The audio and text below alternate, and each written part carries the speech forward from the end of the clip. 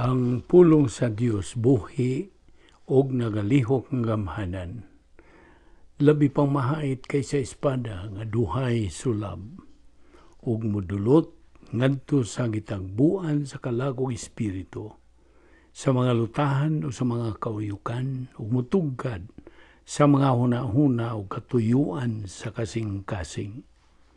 Ang tibuok nga kasulatan gipaginhawa sa Dios ug may kapuslanan alang sa pagpanudlo, alang sa pagpamadlong, alang sa pagpanulid, ug alang sa pagmatuto sa pagkamatarong.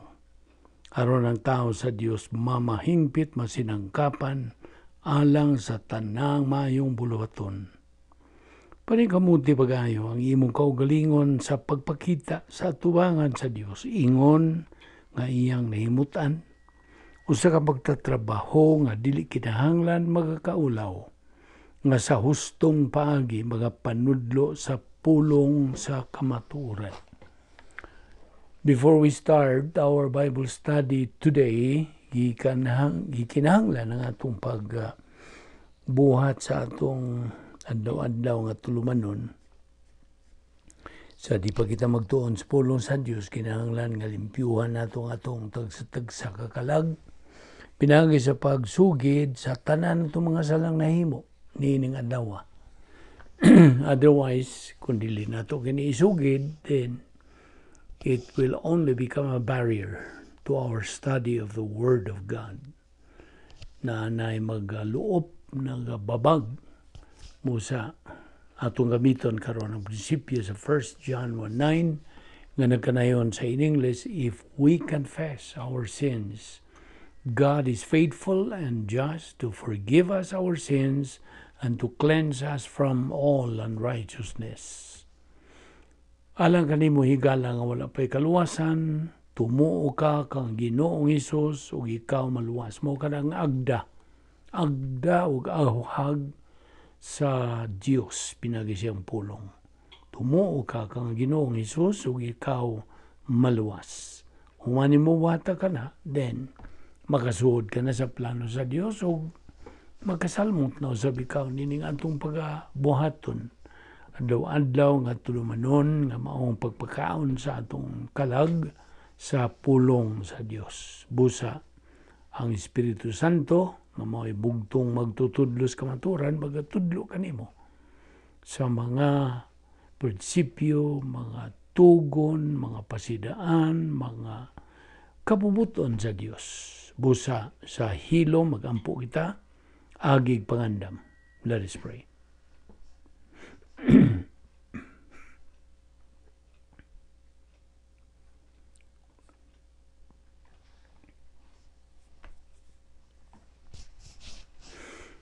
Balaan na mga Diyos, nagapasalamat kami kanimo ninilayan no sa mga adlaw. Ngayon mong gipadangat ka na mo, buhi pa kami ng lawas, timailan ikaw, nagalihok pa imong plano sa mong kinabuhi. Ubani kami karon ning laing adlaw sa pagtuon sa imong pulong. Tangtang mga babagan niya sa mga nauna, aron kami makapunting lamang diha sa imong igatudlo kanamo ning adlaw kaning tanan. Among gipasalamatan sa ngalan ni Ginoong Jesucristo. Amen. Maayong adlaw sa tanan nato mga subscribers, mga higala, mga suki na karon ning atong ministry, atong mga igsuon diha ni Kristo. Welcome everyone. Okay, niya pag kita magadupot sa atong tunanan, the Doctrine of the Divine Dynasphere. Okay, kagahapon, dini kita mubiya. May tungod sa we don't have to ask forgiveness to be saved. Diba? Dini kita muhunong. Okay. Now, so, that means wa ka na matunong sa protocol nga plano sa Dios nga mangayo kag pasaylo aron ikaw maluwas. Dili ka na mao ang gipangayo sa Dios, kundi imong tuuhan si Ginoong Jesucristo nga imong manluluwas. We only admit nga si Ginoong Jesucristo mao ra ang bugtong manluluwas o nga kita nagatuo sa iyang buhat sa kaluwasan dito sa cross. Maura.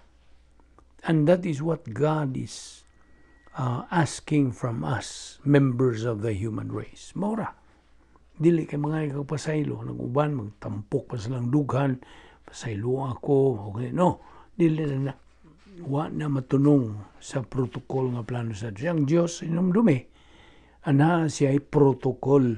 Kung naibaw ka na kung siya butas mo sa protocol, marlagda ka ng inunta sumbanan nga imong pagasundon na ay paagi.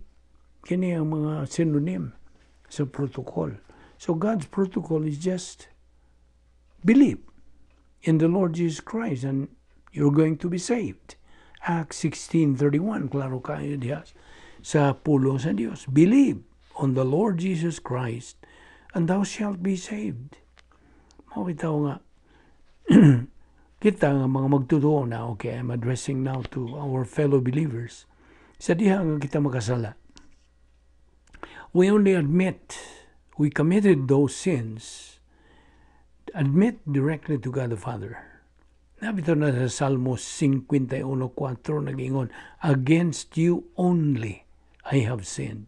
Na, kay kung bahay na ganis pagpasaylog mga sala, human ka maluwas. Okay? Kay human ka maluwas, magkasala pa mangyug ka, kay naa pa may kinaiyang magkasala diya sa imong lawas. You see? Mao man magatukmod ka ng pagbuhat ng sala. Kana kung imong tugutan siya. Kaya ang Espiritu Santo nagahuat man nga mao imo kontrolar kanimo. Na it's a matter of choice na pod. Kung imong tugutan kanimong kinayang magkasala mo dumala nimo nan wala. Ang Diyos Espiritu Santo dili makalihok. So when it comes to forgiveness of sins, post-salvation sins ang atong isugutan, ang mga magtutuo kinahanglan nga mo rebound. Mo rebound means to sugid. 1 John 1:9, if we confess our sins, God is faithful and just to forgive us our sins and to cleanse us from all unrighteousness. So, sa diha nga usa ka magtutuo gets out of the divine Dynasphere, he becomes carnal. And God disciplines him. Natural, mo ginam sunod. Anak man siya sa Diyos. But when that believer rebounds, mo sugid siya mga sala, mo admiter, mo angkon, then his discipline will immediately turn into undeserved suffering. Suffering, pag antos nga dili nakaangayan unta. You see? Now, a believer's forgiveness due to rebounding totally depends on who and what God is. Grasya ka na. Di man ka na igala o igsoon. God deals us in grace. You see? God's dealing us is grace. Grasya. Now, anto ta sa Filipos 3:13. Excuse me. It says, the brethren, I do not regard myself as having laid hold of it yet. But one thing I do, forgetting what lies behind and reaching forward to what lies ahead. Kunya, diya sa Mateo 6:14, nagkanayon usab kini, for if you forgive others for their transgressions, your heavenly Father will also forgive you. Verse 15, but if you do not forgive others, then your Father will not forgive your transgressions. Claro? So, mao ka na. Isaiah 43:25, anto ta, Old Testament. Even I am he that blotteth out thy transgressions for mine own sake, and I will not remember thy sins. Now, Ephesians 1:3, maximum spiritual blessings in the heavenly places in Christ. Na, maximum mga espirituano mga panalangin. O, ayaw kalimot, nga tuhigayon nga imong gidawat, dituuhan si Ginoong Kristo, ikaw na nag-iya na, o panulundon inheritance. Giandam na ni sa Diyos, gitagaan na ng daan dito sa eternidad. Ephesians 1:11, inheritance that God predestinated for us believers. Now, 1 John 2:28, nagkanayon sa kini. And now, little children, abide in Him, that when He shall appear. Lisod man tanini. Okay. Ang balikon, and now little children abide in Him, that when He shall appear, mo ni ang judgment seat of Christ kining appear, we may have confidence and not be ashamed before Him at His coming. Kaya bigod nimo, bisag unsay mahitabo sa atong kinabuhi karon in our present life, ana ay tuyo ang Diyos niya na. God has a purpose for that. Di man nina. O ginumdumi pod ang nahitabo ni Joseph. Remember what happened to Joseph? Iyang gidawat katong tanan nga nahitabo kaniya with patience. Uban sa iyang pasensya, and ended up to being promoted as unsa? Prime Minister of Egypt. Di ba na grasya? Grasya. By the way, unsa tibot pasabot nato sa pulong nga grasya, daghan na bang mga magtutuo nga pag yun sila magatugkad unsa gibot pasabot ni ining pulong nga grasya. Well, of course, a friend of mine who is a pastor has defined all this. Iyan yung spell out kining pulong nga grace, Grace, nga mo kini. God's gift to me, received by faith, available to everyone, comes through Christ, extended for all eternity. Mo ka nang iyang pag-define ining grasya. So what again do we mean by the word grace? Definition: grace is all that God is free to do for man on the basis of what Christ has done at the cross. Mao gina ang definition sa pulong nga grasya. So, kung balikon ng katong gi-define nga God's gift to me, received by faith, available to everyone, comes through Christ, extended for all eternity. Well, of course, some believers define it as God's riches at Christ's expense. In short, ang grasya, mao ang anything na wa kitay angayan.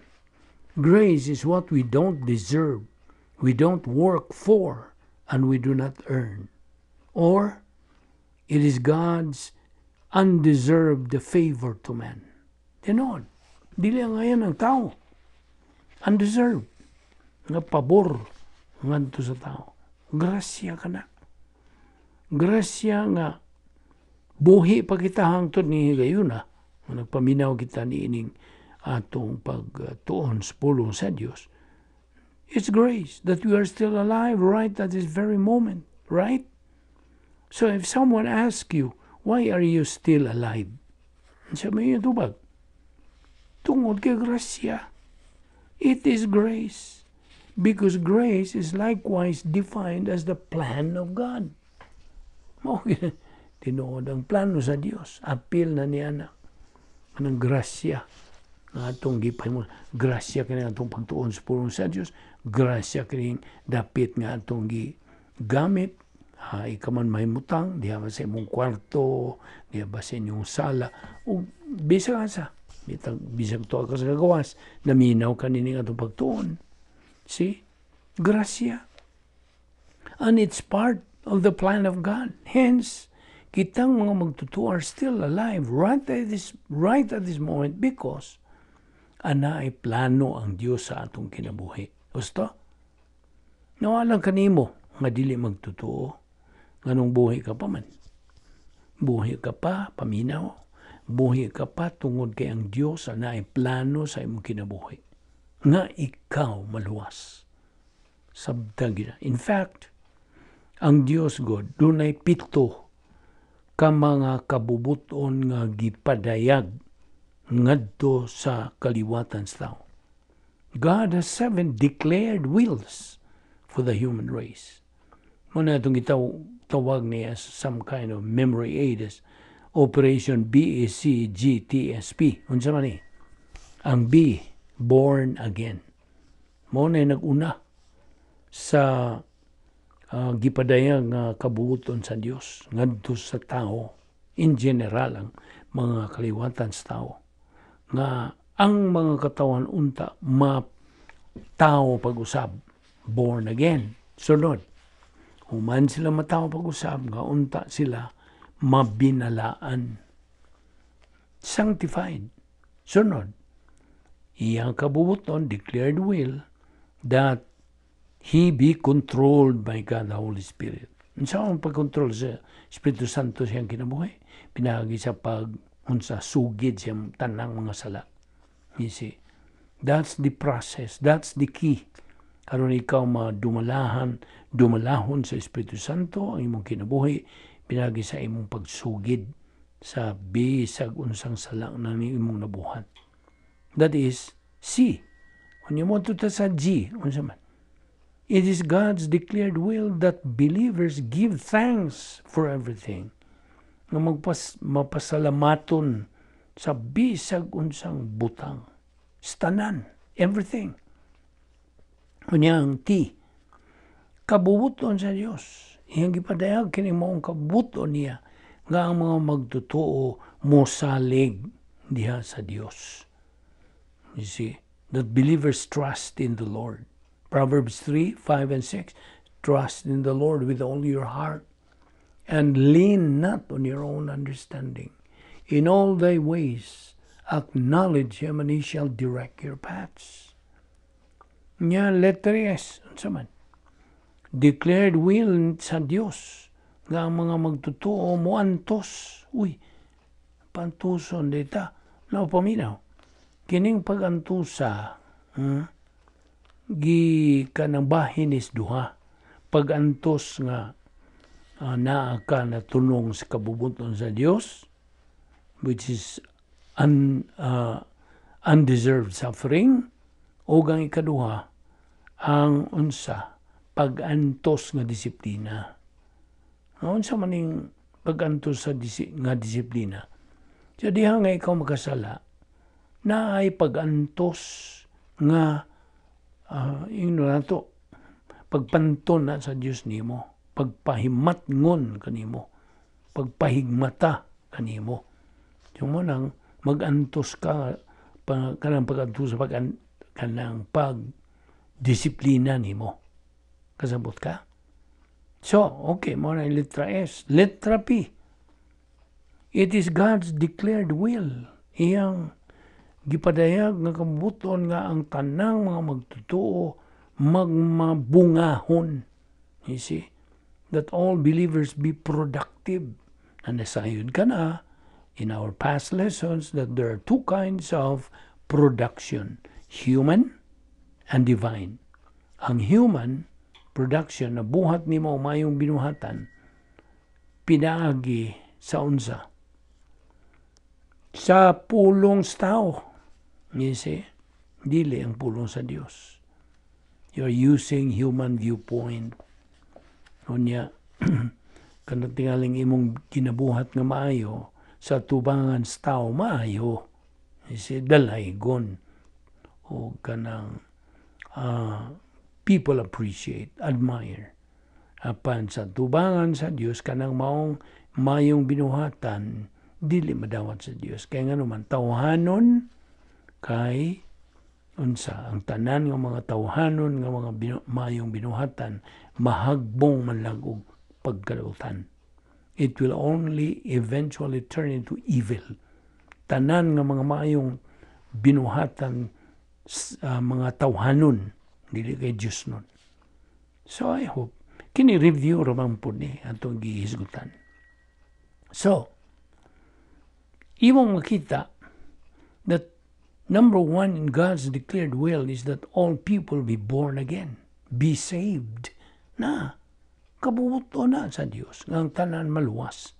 Apan nga no mang dili man tanan maluwas be. Buka nga no. Tungod sa ilang kabubuton.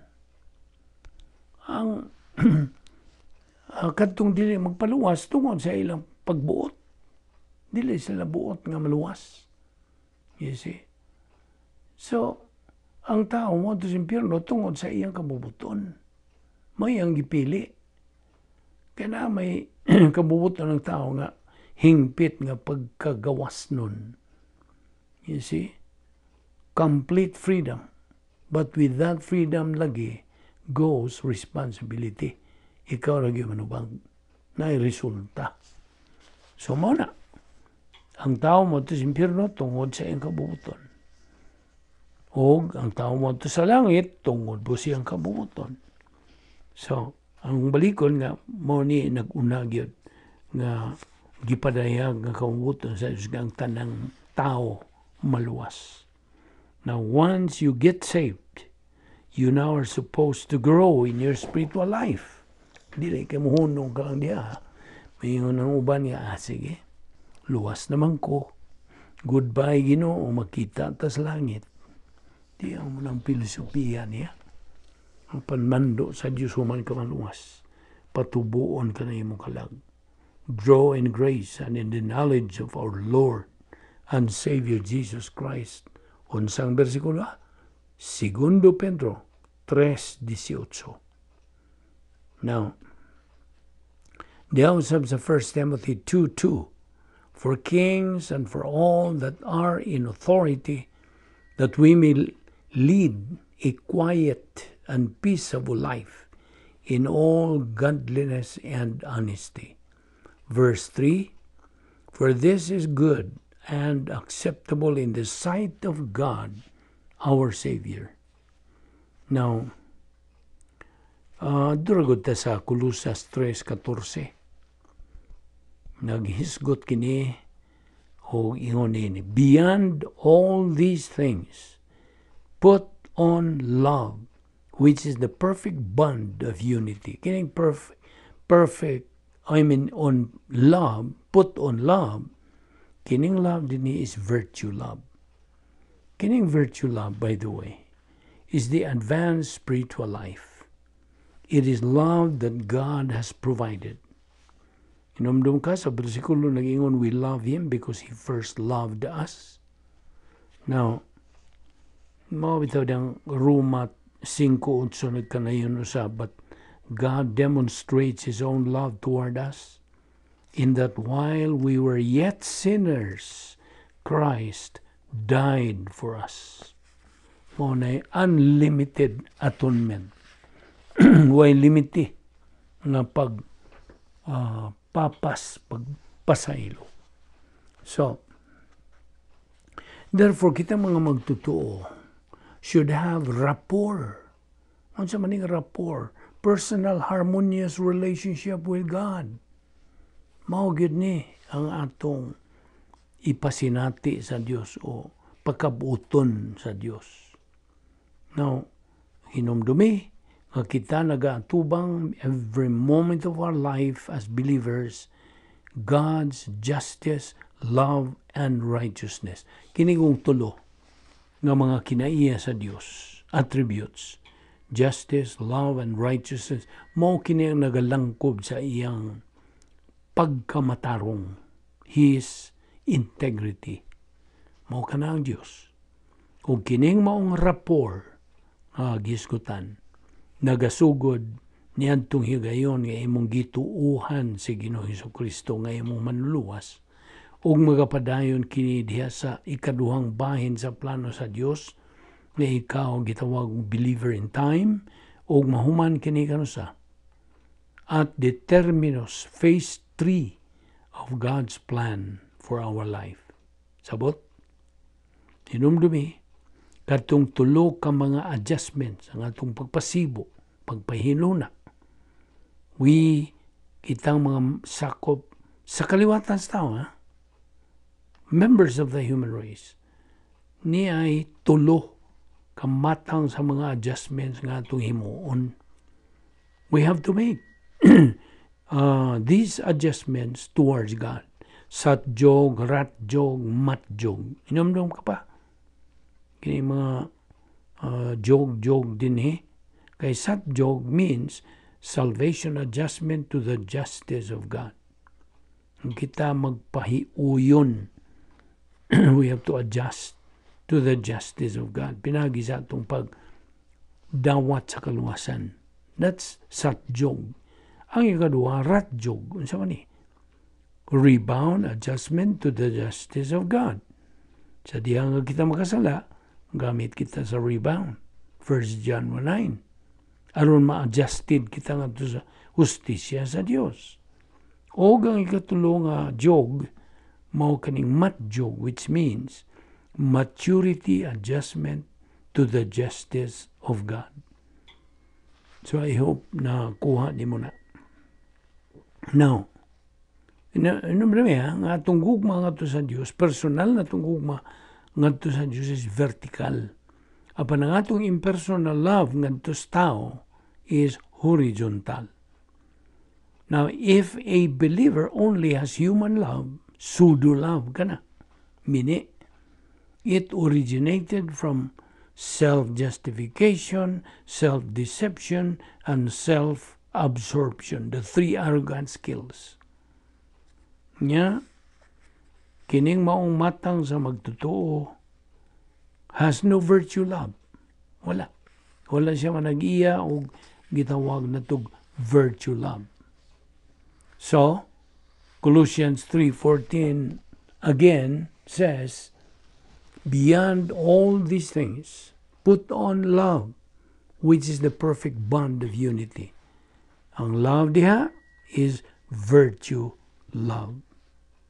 Now, by the way, sa diha nga ang Biblia mo, hisgot bahin o gugma. Kining maong matang sa gugma is virtue love. Okay? Kini, resulta kini sa pagsibog surahan the advanced spiritual life of a believer. By product. Kining imong makanunayon, kanang makugihon, o malahutayon nga pagtuon sa pulo sa Diyos, adlaw-adlaw din. Mo resulta ni ining virtue love. O kining maong matang sa gugma nga itong isigutan is not what we use humanly, dili, meaning emotion, but spiritually, thinking. Sa itong ingon na itungod sa Kristiyanong kinabuhi, it is a thinking life. See? Timan nga ang pagbati ug ang paghuna-huna, they do not go together. Di na sila mag-uban. Kaya nga emotion and thinking, they are mutually exclusive. It's either one or the other. So kung magamit kasi mong emosyon, huwag ka magamit siya muna una. Apan kung magamit na kasi muna una, huwag po ka magamit sa imong emotion. Thus, if you use emotion, you are not thinking. Sabot? But if you use thinking, mental attitude, you are not using emotion. And when we worship God, we worship Him by our mental attitude, not by emotion. Hinumdumi, ng gugma, kung naghisgot ang gugma, this is related to God. And since God is love, kitang mga magtutuo can only love Him by His own way, not by our own human way. Dili. Hinumdumi, ang gisulti sa Biblia, nga nagkanayon, God can only be worshipped in spirit and in truth, not in emotion. Wala ba na isulti sa Biblia? Wala. Ang pulong sa Diyos, magsulti na, you worship God in sa imong emotion. Ayaw. Worship Him in spirit and in truth.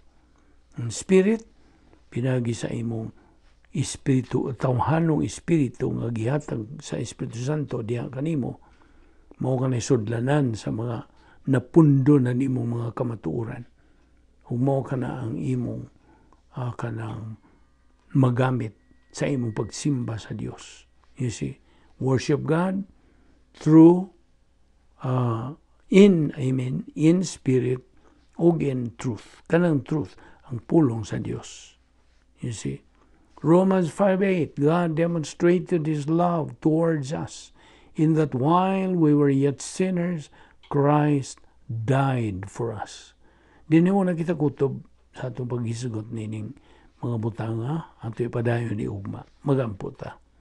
Balahan na mga Dios. Salamat sa imong grasya nga mong ipahimosla ni adlaw. Uban ni kami sa among pagbugbuwag ni adlaw, ilikay kami ng kabilinggan. Nada kami pagbalik ugma dinhi aron kami makapadayon dining among spiritual momentum. Kining tanan among ipasalamatan sa ngalan ni Ginoong Hesukristo. Amen.